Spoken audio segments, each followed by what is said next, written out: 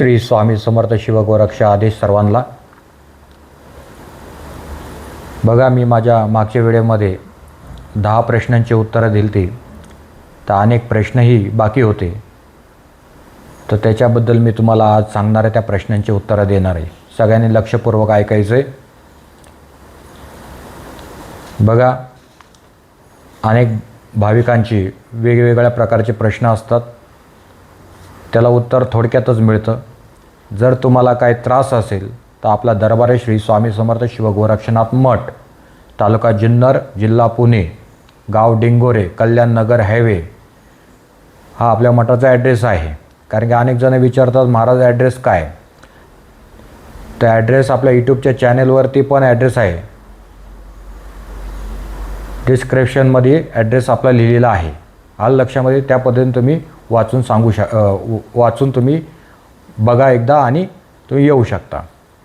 पण तरी आता जो प्रश्न आहे, 11वा प्रश्न आहे, त्याच्यावर मी आज उत्तर देणार आहे। बघा, एका माऊलीचा प्रश्न आहे, म्हणजे महिलेचा प्रश्न आहे। माझ्या नवऱ्याने घरात फाशी घेतली आहे, त्याच्यावर उपाय सांगा। सगळं काय छान आहे, पण घरात अशांतता असते। बघा माऊली, कसं असतं, घरात तर सर्व काय छान आहे, स्वामी महाराजांचीच कृपा। वाईटच झालं खूप, असं काय हरकत नाही, स्वामीचरणी प्रार्थना आहे त्यांच्याबद्दल। पण आत्महत्या करणे सगळ्यात मोठं महापातक मानलं गेलेलं आहे, पाप मानलं गेलेलं आहे। कारण की त्याच्या मागचं कारण असं आहे, आपल्या ग्रंथपुराणांमध्ये पण लिहिलेल्या गोष्टी आहेत। या ज्या कथा आहेत आपल्या ग्रंथपुराणांमध्ये, आपल्या जे काय ऋषीमुनींनी लिहिलेल्या घटना आहेत, त्याच्यात पण फाशी घेणे या स्वतःहून जीव देणे हे सगळ्यात मोठं पाप मानलं गेलेलं आहे। आणि अशा व्यक्तीला लवकरात लवकर सदासद सुटका मिळत नाही। कारण की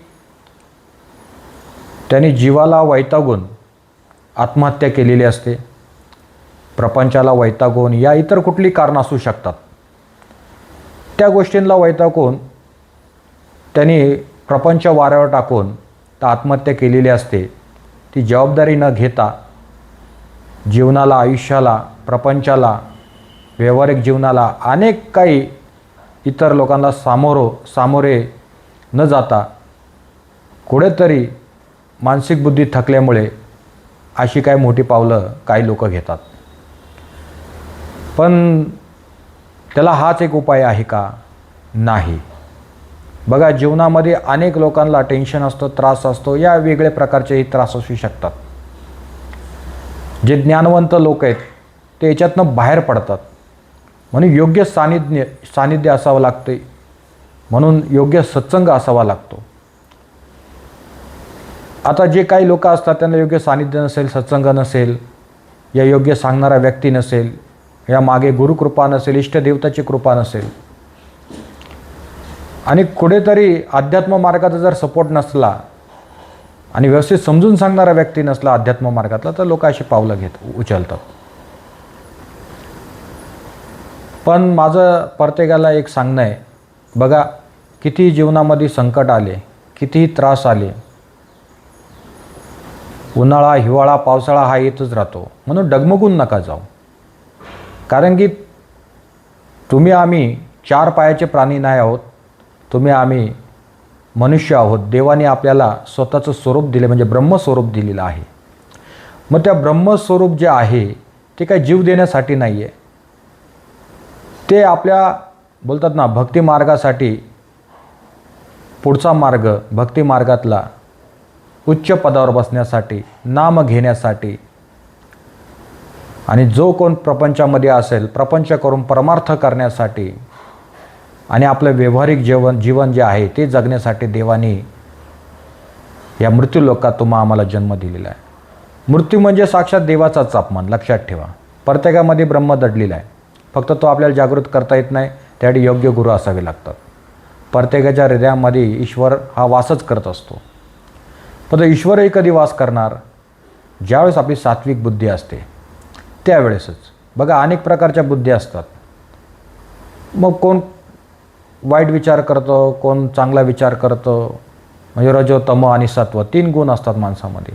3ही प्रकारचे पद्धतीचे माणसं विचार करायला लागतात. एखादा व्यक्ती अध्यात्म मार्गासाठीच जन्माला येतो, एखादा व्यक्ती नास्तिकच जन्माला येतो, तो वाईटच बोलणार. त्याला तुम्ही कितीही समजवा, कारण की त्याची पूर्वकर्मच चांगली नसतात, वाईटच असतात. त्यामुळे त्याची ह्या जन्मात येऊन तो त्याच्या चांगल्या कर्माचा विनाश करतो आणि पापकर्म वाढून घेतो आणि परत 84 लक्ष भटकत असतो.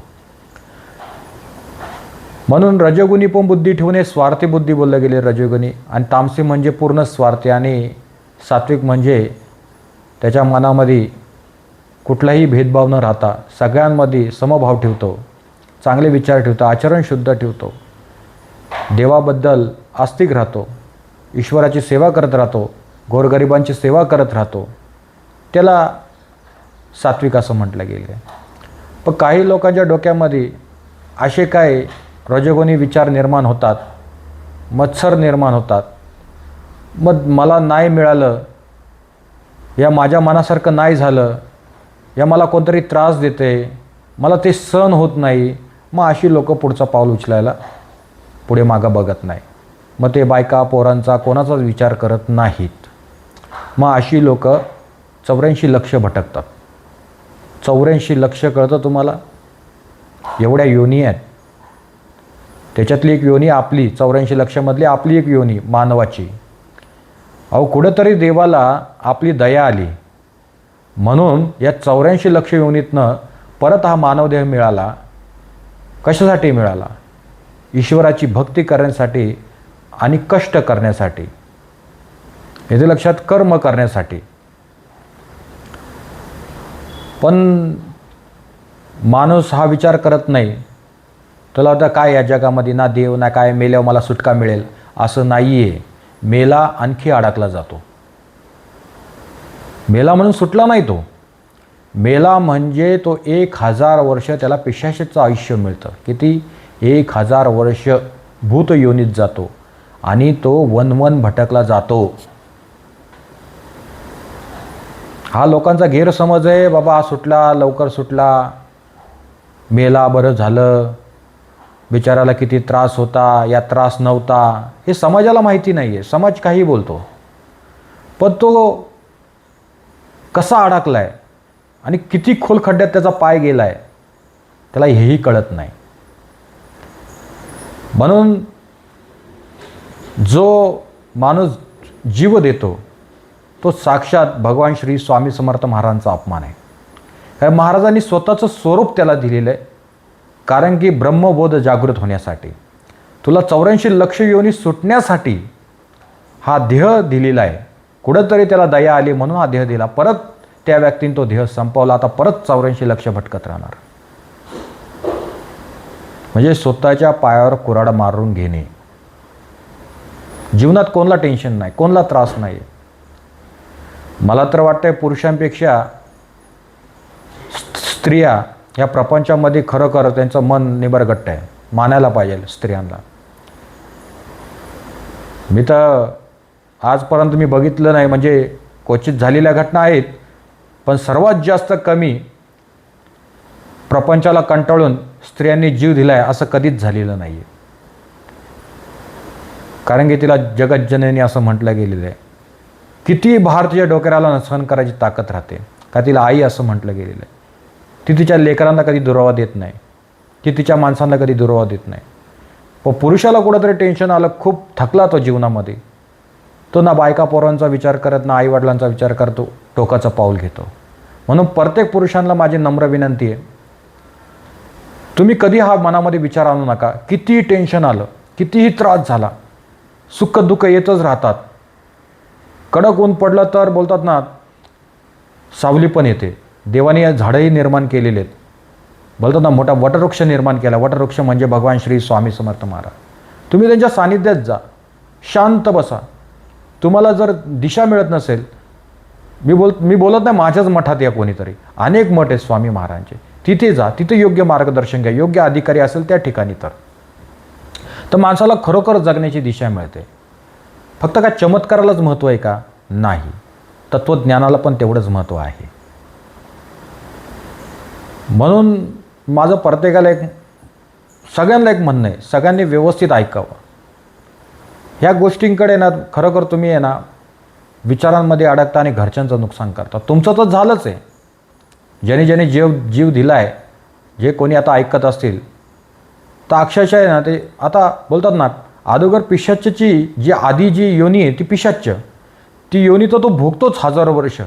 त्याच्यानंतर त्याला काही योनींमध्ये टाकलं जातं. मग 84 लक्ष योनी ज्या आहेत त्या योनींमध्ये फेकलं जातं आणि त्याच्यात भोग कर्म भोगायला लागतो. मग अनेक जन्म मिळतात. मग बघा किती जलचर आहेत, 4 पायाचे प्राणी आहेत, अनेक प्रकारचे जीवजंतू आहेत, त्याच्यामध्ये त्याला जन्म मिळतो आणि मग तो वन भटकायला लागतो. मग कुठे देवाला आली तर दया का? मग देवाला आली तर त्याला परत कुठेतरी मनुष्य योनी मिळाली जाते किंवा स्त्री योनी मिळाली जाते. हे तर लक्षात मी काय म्हणतोय तुम्हाला. पण हा देवाचा अपमान आहे. कारण की देवाने तुम्हाला जीव देण्यासाठी या मृत्यूलोकात, या कर्मलोकात पाठवलेलं नाही आहे. जो जन्माला आला त्याला कर्म भोगणंच आहे. याला कर्मलोक आणि मृत्यूलोक असं म्हटलं गेलेलं आहे. इथं साधू संत देव आले, सगळ्यांना कर्म भोगावे लागले. तुम्ही चरित्र वाचा, तुम्हाला समजेलच. भगवान रामचंद्रांचं पण उदाहरण आहे, प्रभू श्रीकृष्णाचं पण उदाहरण आहे, परमहंस रामकृष्णांचं पण उदाहरण आहे. अनेक संत तुकाराम बोला, ज्ञानेश्वर माऊली बोला. कोण चुकलं या कर्मातनं? मला सांगा, कोण चुकलं या कर्मातनं? मी स्वतः चुकलं नाही, मलाही शारीरिक त्रास आहे. कारण याला स्थूल शरीर म्हटलं गेलेलं आहे. हे नाशवंत देह, आज दिसणार उद्या दिसणार नाही आहे. त्याच्यासाठी हा विचार काढून टाकायचा मनातनं पहिला आणि कर्म करत राहा. प्रयत्नाती परमेश्वर, मार्ग मिळणार आज ना उद्या. जीव देऊन थोडी कुठे मार्ग मिळाला जातो. स्वतःचं नुकसान करता घरच्यांचं पण नुकसान होतं का नाही? आता ते लोक कुठे जाणार, काय करणार? समजा एखादा कमावणारा व्यक्ती असेल, जो एकटाच घर चालवतोय, सगळे त्याच्यावर अवलंबून आहेत. जर एखादी स्त्री हाऊसवाईफ असेल, आई वडील त्याच्यावर अवलंबून आहेत, लहान मुलं त्याच्यावर, आणि तिने अचानकच प्राण दिला, जीव दिला, तर मला सांगा यांची किती बेकार अवस्था होईल. तेही तुम्हाला तळतळ भोगावी लागली जाते. जो मरतो तो मनापासून तो कोण श्राप देत नाही, पण जे त्यांना भोगावे लागतात ना, तोही त्रास तुलाच आहे. कारण देवाने काय आपल्याला जीव देण्यासाठी हा जन्म दिलेला नाहीये. देवाने तर तुम्हाला भक्ती मार्गात उन्नती करण्यासाठी, तुमच्या कर्मामध्ये तुम्ही कामधंदे करण्यासाठी, कष्ट करण्यासाठी आणि देवाचं नाम घेण्यासाठी या मृत्यूलोकात आम्ही आलो आहोत. कारण हे लोक आपलं नाही आहे, भाड्याचं घर खाली करे. आपलं आयुष्य पूर्ण भोगून जो मृत्यू होतो त्याला खरा मृत्यू असं म्हटलं गेलेलं आहे. जो स्वतःहून मरतो त्याला मृत्यू असं म्हटलं गेलं नाही, त्याला जीव देणे असं म्हटलं गेलं. ते महापातक मानलं गेलेलं आहे आणि त्याला पहिला जन्म मिळतो हा पिशाच्य. मग अनेक योनी, तो सदासद सुटत नाही. बघा, प्रत्येक गोष्टीला तुम्ही बोलाल त्याच्यात काही निधन असेल असं पण नसतं. शिक्षा ती शिक्षाच होते. एखाद्याने खून केला त्याला जन्मठेप लागते किंवा फाशी होते. येते लक्षामध्ये? मग ही चुकीच झाली. मग या चुकीमध्ये हे शिक्षेस पात्र लोक असतात. ही लोक, कारण की त्यांनी घरच्यांचा पण अपमान केला, स्वतः घाबरून जीव दिला, जीवाला कंटाळून त्यांनी आयुष्याला कंटाळून जीव दिला आणि देवाचाही वरून अपमान केला, ज्यांनी हा स्वतःचा देह जो ब्रह्म आहे, आपल्या प्रत्येक हृदयामध्ये प्रत्येक ब्रह्म दडलेला आहे. मग त्या ब्रह्मालाच फाशी दिल्यासारखं झालं ना. आणि मग आता 84 लक्ष मग त्या पद्धतीने अशा लोकांना भोगावं लागतं. म्हणून हा गैरसमज काढून टाका, मी जीव दिला म्हणून मी सुटलो. नाही, बाबांना अजून खोलात पाय गेला आणि अनेक म्हणजे आशे लटकले. तर तुम्ही बाहेर गेलात ना, समजा एखाद्या नदीच्या बाजूला गेला तरी तुम्हाला आंघोळ नीट करता येत नाही त्या पिशाच्य योनीला. ना पाणी पिता येत, समोर अन्न दिसतंय, ना खाता येत. एखाद्या व्यक्तीसंगती बोलायचे, त्याच्यासंगती बोलू शकत नाही. किती ओरडलं तरी ते अदृश्य आत्मा, आजूबाजूला कितीही फिरला तो तरी समोरच्याला आपला आवाज ऐकायला जात नाही, समोरच्याला आपण दिसत नाही. ह्याला अतृप्ती आत्मे असे म्हटलं गेलेलं आहे. हे आपल्या भक्तिमार्गामध्ये आहे, याच्यात काही खोटं नाही आहे. नाही तर हे ग्रंथ पुराणं मग काय व्यर्थ आहे सगळं. मग जे आहे सत्य तर ते मांडणं गरजेचं आहे ना. मग ह्याच काही गोष्टी असतात आणि मग ती आत्मा तळमळते आणि मग इतरांना त्रास द्यायला लागते. जास्त करून घरच्यांना त्रास होतो त्याचा. अदृश्य शक्ती दिसत नाही पण हानी करते. ज्यावेळेस एखादा व्यक्ती मरतो त्यावेळेस तो पिशाच्य होतो, त्यावेळेस त्याला मग घरचे बायको पोरं आई वडील कोणीही समजत नसतं, ना बहीण भाऊ. मग तो त्या वाईट शक्तीनुसार वागायला लागतो, कारण त्याने वाईट पद्धतीने जीव दिलेला असतो. तो काय सात्विक मेला का? त्याचं आयुष्य पूर्ण झालं आहे का? नाही. त्याने जीवाला कंटाळून तो देह संपवलेला आहे. मग तो अशा पद्धतीने त्रास करतो.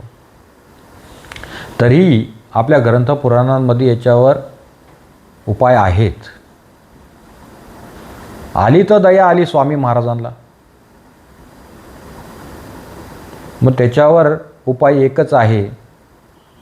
त्या घरामध्ये जर सुख शांती मानसिक आत्मिक समाधान लाभायला हवं आहे तर त्या आत्म्याला पण शांतता मिळण्यासाठी, या त्याला त्या पिशाच्य योनीतनं मोक्ष मिळण्यासाठी बघा एक उपासना आहे, ते गुरुचरित्र पारायण. आणि सलग 7 पारायणं करावं लागतील किंवा सलग 11 पारायणं. कारण की बघा सोपं नाही, एवढ्या योनीतनं बाहेर काढायचं आहे. मग तर त्या महाविष्णूला प्रसन्न करणंच आहे तुम्हाला, म्हणजे भगवान श्री स्वामी समर्थांना. तेच दत्त महाराज, वेगळं काही नाही आहे. आणि त्याच दत्त महाराजांना प्रसन्न करण्यासाठी तुम्हाला सलग 11 पारायण किंवा 7 पारायणं, जो मृत व्यक्ती आहे ज्यांनी जीव दिला आहे त्याच्या नावाने ते पारायण करायचे तुम्हाला संकल्प करून. आणि ते गुरुचरित्रामध्ये नियम दिलेले आहेत, त्या पद्धतीने ते नियम वाचून त्या पद्धतीने ते पारायण करायचं. समजा महिला असेल तिने तिची अडीअडचण बघून बसायचं आहे. सलग 7 पारायण जर असतील तर समजा अडचण असेल तर 2-3 दिवस अगोदर अंतर ठेवायचा आणि ज्या वेळेस अडचण पूर्ण झाल्यावर परत बसायचं. त्याच्यामुळे महिलांनी घाबरायचं कारण नाही. 7 पारायण कशी काय होतील आमच्या अडचणमध्ये येते, तसं टेन्शन घ्यायची गरज नाही आहे. अडचणीच्या वेळेस आधीच तुम्हाला सगळ्यांना लक्षात येतं अडचण ह्या वेळेस असते, त्यावेळेस 2-4 दिवस आधी गॅप ठेवायचा आणि त्याच्यानंतर परत पारायणाला बसायचे. असे 11 पारायण किंवा 7 पारायण पूर्ण करायचे. संकल्प करून त्या व्यक्तीला, फक्त त्या व्यक्तीसाठीच करायचे, स्वतःसाठी नाही. आलं लक्षामध्ये? स्वतःसाठी करायचं नाही, फक्त त्या व्यक्तीसाठी, तरच त्याला गती मिळू शकते, अन्यथा नाही. त्याच्यात तुम्ही अनेक इच्छा व्यक्त केल्या तर मग सगळे व्यर्थ आहे. फक्त एकाच व्यक्तीसाठी ती तुम्हाला इच्छा व्यक्त करायची आहे, त्यावेळेस त्याला कुठेतरी ती गती मिळाली जाईल. दत्त महाराज म्हणजे सोपं नाही आहे. 3 शिरेचा हात तया माझा दंडवत, काकी झोळी पुढे श्वान अंगी विभूती सुंदर, शंख चक्र पद्म गदा हाती पायी खडावा गरजती, तया दिगंबरास नमस्कार माझे, नमन गुर्राया अवधूत दत्तात्रया, तुझी अवधूत मूर्ती माझ्या जीवाची शांती, जीवाचे साकडे कोण उगविल कोडे, दत्त अनसूयेच्या सुता भक्त मने धावात. जर त्यांची कृपादृष्टी झाली ना, यमाची पण हिंमत होणार नाही ना काळाची हिंमत होणार. आलं लक्षामध्ये? म्हणजे त्यांना कुठे अडकवायची, आपोआप अशी सुटका मिळून जाईल. म्हणून गुरुचरित्र पारायण करावं, आपोआप त्याच्यातनं तो व्यक्ती निघाला जाईल. तुम्हाला कळणार पण नाही त्याला सुटका मिळेल, म्हणजे तुम्हाला व्यर्थ खर्च करायची गरज लागणार नाही. मग कुठे त्रिपिंड श्राद्ध करा, या सगळ्या गोष्टी असतात, वैदिक पद्धती असतात सगळ्या. पण काही लोकांना खर्च पेलवत नाही. 15-15 हजार 20-20 हजार आणणार कुठून? बिचारे काही गोरगरीब असेल ते आणतील कुठून? कुठने आणणार? त्याच्यापेक्षा मग तुम्ही उपासना करा. स्वतःला थोडासा त्रास होईल, होऊ द्या, काय हरकत नाही. पण घरच्या घरी तुम्ही उपासना केली ना तर 100% या गोष्टींचा प्रभाव पडतो. हळूहळू मग तो दोष निघून जातो आणि आपल्या घरामध्ये सुख शांती मानसिक आत्मिक समाधान मिळायला लागतं. आलं लक्षामध्ये? आता जो व्यक्ती गेला असेल तो जाऊ दे, आता गेला, त्याच्या मार्गाला गेला, तो आता भटकत असेल, कारण की आपले ग्रंथपुराण सांगतात. मग त्याच्यासाठीच मी हा उपाय सांगितला आहे. ते घरात अशांतता राहणार नाही, शांतता राहील. आता तो गेलेला व्यक्ती आहे, कारण की बघा एखादा कमावता प्रिय व्यक्ती असतो, तो गेला समजा आपल्यातनं नाहीसा झाला, गेला निघून, डोळ्यासमोर परत कधी येणार नाही, तर घरात अशांतता राहते. ते एक स्वभाव येतो, कारण की दुःख असतं माणसाला. एवढ्या वर्ष त्यांच्या संगती तुम्ही राहिलेले असतात, तुमची मुलं बाळं आई वडील रोज एकमेकांची तोंड पाहिलेली असतात, आनंद साजरा केलेला जातो. तर त्याच्यामुळे ती रोज पाहून पाहून ती सवय झालेली असते त्या व्यक्तीची, त्याच्यामुळे त्याच्यावर ते प्रेम जडलं जातं आणि मग माणसाला तो दिसला नाही, डोळ्यासमोर जर आला नाही तर माणूस मरस्पर्धेचं चिंतन करत राहतो. बघा, लक्षात ठेवा, जो माणूस गेला आहे त्याचं कधीही चिंतन करू नये, त्याचं स्मरण पण करू नये. जो गेला त्याला जाऊ द्या त्याच्या मार्गाला, तुम्ही अडकू नका. जेवढा तुम्ही शोक कराल तो आणखी भटकणार, असंही ग्रंथपुराणामध्ये लिहिलेलं आहे. त्यापेक्षा शोक करण्यापेक्षा तो सुटेल कसा असा भाव धरा आणि रडू नका, शोक करू नका. आता जो गेला तो परत काही येणार नाही, कारण की त्यांनी स्वतःहून अंगावर ओढून ते मृत्यू आणलेला आहे. त्याला अनेक उपाय असतात, पण माणूस थकला जातो बुद्धीने आणि असा निर्णय घेतो. म्हणून दुःख करण्यापेक्षा, चिंता करण्यापेक्षा भगवान श्री स्वामी समर्थ महाराजांचं चिंतन करा, नामस्मरण करा. पारायण केले, समजा 11 माळी स्वामींचा जप केला तर 11च्या 11 माळी ज्यांनी जीव दिला आहे, जो काळाच्या अधीन गेलेला आहे, त्याला तुम्ही त्या 11 माळी द्या. म्हणजे संकल्प करा, स्वामी समर्थ महाराज, मी जो काय जप केलेला आहे, हातात पाणी घ्या, मी काय जप केला 11 माळी 1108, तो जप या तुमचे कोण मिस्टर असतील या इतर घरातले कुठलीही व्यक्ती असेल, सदस्य असेल, त्यांच्या नावाने अशी प्रार्थना करू, हा जप त्यांना मिळो, त्यांच्या आत्म्याला शांतता मिळो. या कुठेही गेले असतील तर त्या अतृप्त आत्म्यामधून त्यांना बाहेर काढून वेगळा कुठला तरी मनुष्य योनीतला जन्म मिळो, अशी तुमच्या चरणी प्रार्थना करतो किंवा करते आणि ते पाणी असं खाली सोडून द्यायचं. आलं लक्षामध्ये? मग तो जप त्यांना मिळाला जातो. मग तो कसा मिळेल, काय मिळेल त्याची चिंता करू नका. फक्त तुम्ही तुमची कर्म करा, अशा पद्धतीने महाराजांना प्रार्थना करून असं करा फक्त तुम्ही. ते आपोआप सगळ्या गोष्टी ते स्वामी महाराज बघतात, ते तुम्ही आम्ही बघणारे कोणीही नाही. आलं लक्षामध्ये? म्हणजे सांगायचं कारण हे आहे. ठीक आहे, आता ज्या घटना तुमच्या जीवनात घडल्या त्या दुःखदायक आहेत. स्वामी चरणी तीच प्रार्थना आहे, आत्म्याला शांतता लाभो, पण ती आता कशी लाभो ते तुमच्या हातामध्ये आहे. मी तर प्रार्थना करतोच आहे, पण तुम्ही स्वतः उपासना करा. स्वतः मेल्याशिवाय स्वर्ग दिसत नाही, म्हणून स्वतः कष्ट करा, तर माणसाला पुढं प्रगतीचा मार्ग मिळतो. आणि आता मिळत नाही तर त्याला दृष्टी निर्माण होते.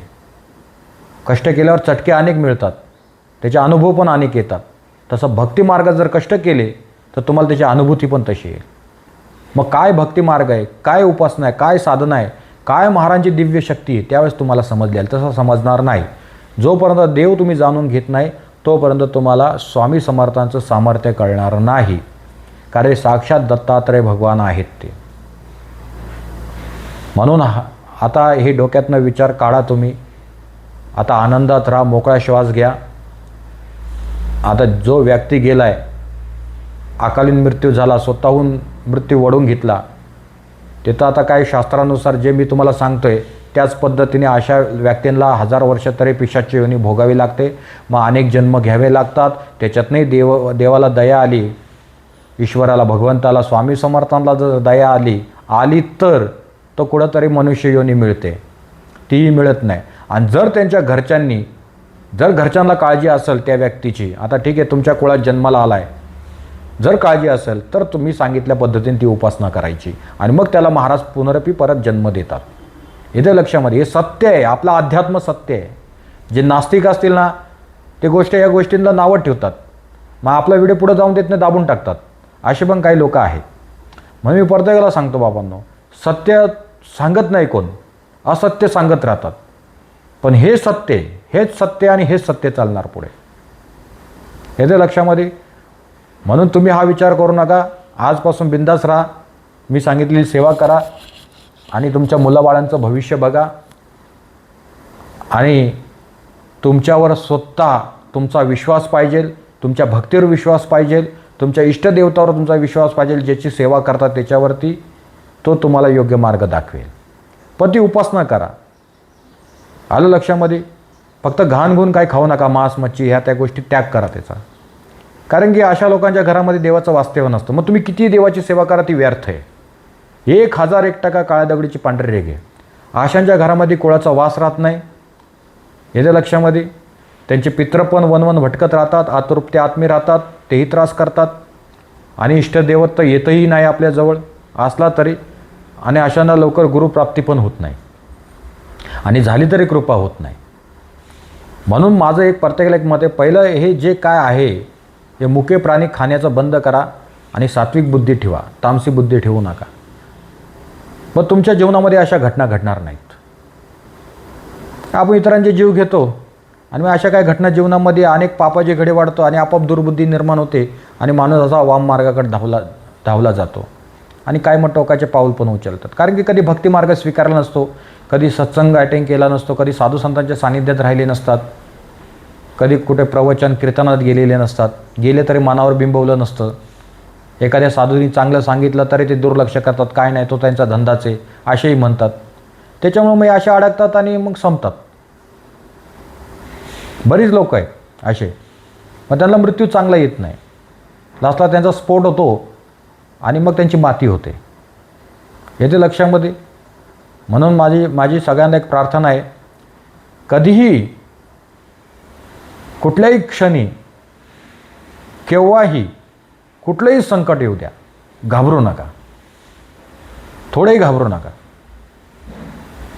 बिंदास राहा, आनंदात राहा, त्याला 2 हात करा, फाईट करायला शिका. पण जीव देण्याचा प्रयत्न करू नका. जीव देणे हा मार्ग नाही आहे, हा अडकण्याचा मार्ग आहे, हा फसण्याचा मार्ग आहे. येते लक्षामध्ये. म्हणून घाबरून जाऊ नका. आयुष्य सुंदर आहे, छान आहे. देवाने आपल्याला हा आनंद लुटण्यासाठी या मृत्यूलोकात पाठवले. तो आनंद लुटा, हसत पुढे चला. कोण काय बोलेल याच्याकडे लक्ष नका देऊ. इकडून ऐका, इकडून सोडून द्या आणि देवाचं नामस्मरण करत चला. आणि त्या नामातच तुम्हाला मोक्ष आणि मुक्ती आहे. माणूस या मृत्यूलोकात येतो ना, ही कर्म भोगायला येतो. ह्या जन्मात केलेली पापं, अनेक जन्मांची जी कर्माची डोंगर आहेत ती, आणि मग त्यावेळेस हे सगळा बोजा डोक्यावर येतो ना, तो प्रभाव पडतो ना, तर माणसाचं मन विचलित व्हायला लागतं. ह्या पापाचा प्रभाव असतो. बघा, ग्रंथपुराण उचलून बघा तुम्ही, उघडा जरा, पानं चाळा, त्यावेळेस तुम्हाला समजेल. याचा हा प्रभाव असतो. त्यावेळी माणूस कुठेतरी असे निर्णय घ्यायला लागतो आणि अशा काळाच्या अभावी जातो आणि स्वतःला संपवतो. याला कर्म पण असं म्हटलं गेलेलं आहे. आणि असं पण आहे, स्वतः कुठेतरी जीवनाला कंटाळून अशी आत्महत्या पण केली जाते. म्हणजे जबाबदारी घ्यायला मागत नाही, देह संपवून टाकतात, मागच्यांचा विचारही करत नाहीत. पण ते सुटतात का? नाही. 1001% लक्षात ठेवा, तो माणूस अडकतो म्हणजे अडकतोच. जर त्यांची तुम्ही शांतता नाही केली, ते तुम्हाला त्रास करणार म्हणजे करणारच. कारण त्यांना सुटका मिळत नाही. ते भटकत राहतात, तुमच्या अवतीभोवती असतात, दिसत नाही, हवा लागते पण पकडू शकत नाही, जाणवतंय, समजतंय, पण करणार काय? मग त्याच्यासाठी उपासना. बघा, 7 पारायणात ते निघून जाईल, त्याला गतीच मिळून जाणार. असंही अतृप्त आत्मा सुटेल आणि गतीही मिळेल. कारण की तुम्ही साक्षात महाविष्णू म्हणजे दत्तात्रय भगवानांची सेवा करत आहे.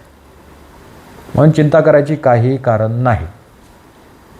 आता जे मी काय सांगितलं असेल बघा, एकाच प्रश्नावरती हा व्हिडिओ मोठा झाला. अरे सांगणं गरजेचं होतं, कारण बघा प्रश्न उत्तर देणार उद्याही देईल मी, चिंता करू नका.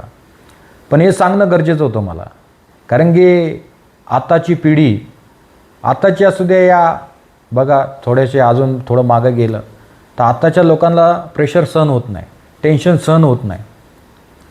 मग ते अशा वेगळ्या पद्धतीचे पाऊल उचलायला लागतात. त्याच्यामुळं मग आत्महत्या हा डोक्यात विचार येतो. म्हणजे देह संपवला म्हणजे संपलं, असं कुठं असतं का? ज्ञानवंत लोकांनी तर हे करू नये. कितीही बघा, किती मोठा संत असू दे, परमहंस असू दे, जर त्यांनी जीव दिला ना, त्याला नरकच प्राप्ती आहे आणि पिशाच्ची होणी आहे. का देवाचा अपमान केला, त्याने ईश्वराचा अपमान केला. अरे एवढी लोक जगतातच आहे ना, ते का जीव देत आहेत का? पण 2 हात करतायत ना. या समाजाला पण आणि या व्यावहारिक जीवनामध्ये अनेक घटना घडणार त्याला पण. मग ते डगमगतात का? नाही. कितीतरी लोक आहेत असे माझ्याकडे येत आहेत, किती टेन्शनमध्ये काय, पण 2 हात करायची ताकद आहे त्यांच्यात, सामर्थ्य आहे, स्वतःवर विश्वास आहे त्यांचा. नाही महाराज, मी किती खड्ड्यात गेलो ना, पण मला माझ्या स्वामी समर्थांवर विश्वास आहे, मला ते आज ना उद्या बाहेर काढणार आणि मी ते करून दाखवणार परत. अशी पण आहेत लोक, त्यांच्याकडे वागा ना, कुठून तरी योग्य ज्ञान घ्या. येते लक्षामध्ये. म्हणून या गोष्टींचा आजपासून किती मी बोललो, किती संकट आले, उन्हाळा हिवाळा पावसाळा काही येऊ दे, डगमगू नका, जगायला शिका. आज पडाल म्हणजे पडत राहिलात, माणूस उठतो ना, गुडघ्याला किती मार लागला तरी झटकून परत हात झटकून उभा राहतोच. एखादी मुंगी भिंतीवर चढते, किती वेळा खाली पडते, पण चढतच राहते ना ती ध्येय तिचा गाठते का नाही गाठत. मग मुक्या प्राण्यांवर आपण शिकायचं. एवढं देवाने आज स्वतःचं स्वरूप दिलं तरी आम्ही मुक्या प्राण्यांसारखे वागायला लागलो आणि मुके प्राणी आमच्यासारखे वागायला लागले. मग मुके प्राणी श्रेष्ठ झाले ना आपल्यापेक्षा, मग मानव देह काय कामाचा हा. मग आपल्यात आणि गाढवात काय फरक झाला. म्हणजे आपली बुद्धी स्थिर झाली, म्हणजे खंडित झाली, ती मंद झाली, काही सुचत नाही आम्हाला, आता संपलं आमचं आयुष्य, असा विचार करतो माणूस. मग मुक्या प्राण्यात आणि गाढवात आपल्यात काहीच फरक राहिला नाही. माणसाला कर्म करायचा अधिकार आहे, मुक्या प्राण्यांना नाही. मी परत तेच सांगणार आहे. तुम्ही नव्याने तुमचं आयुष्य घडवू शकता. येते लक्षामध्ये. बघा आता जे मी सांगितले तुम्हाला, हे मनावर बिंबवा. येते लक्षामध्ये. आणि याचं आत्मपरीक्षण करा. जीवन सुंदर आहे, परत आयुष्य मिळत नाही, परत हा मानव देह मिळत नाही. येते लक्षामध्ये. या 84 लक्ष योनीतनं तुम्हाला सुटण्यासाठी हा मानव देह मिळालेला आहे. आताची पिढी मानत नाही, त्याला आम्ही पण काय करू शकत नाही. आमचं सांगणं काम आहे, सांगत राहतो. ज्याने योग्य ते ज्ञान घेतलं तो सुटला याच्यातनं. असो, आतापुरतं एवढंच. परत सर्वांना श्री स्वामी समर्थ शिवगोरक्ष आदेश.